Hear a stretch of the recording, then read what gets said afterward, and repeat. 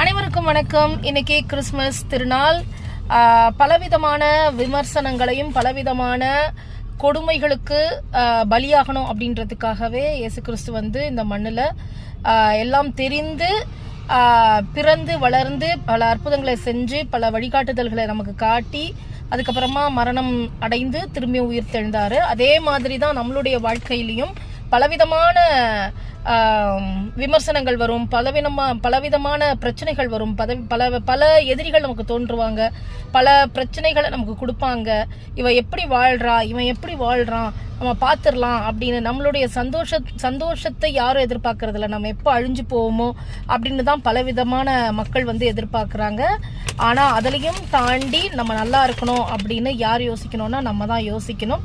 So ஒரு கடலில் வந்து ஒரு மீனவன் எழுதி வச்சானா இது ஒரு கொடையாளி அப்படின்ட்டு, ஒரு முத்தெடுக்கிறவர் எழுதி வச்சாரா இது வந்து ஒரு வள்ளல் அப்படின்னு, ஒரு அம்மாவை இழந்த ஒரு குழந்தை எழுதி வச்சான் இது வந்து ஒரு கொலைகாரன் அப்படின்னு. இது மாதிரி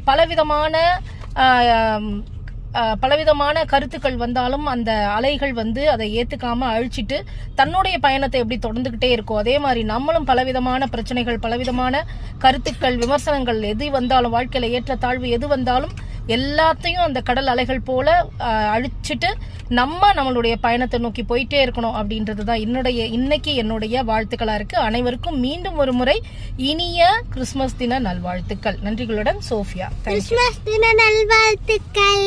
திருப்பி சொல்லு. கிறிஸ்துமஸ் தின நல்வாழ்த்துக்கள்.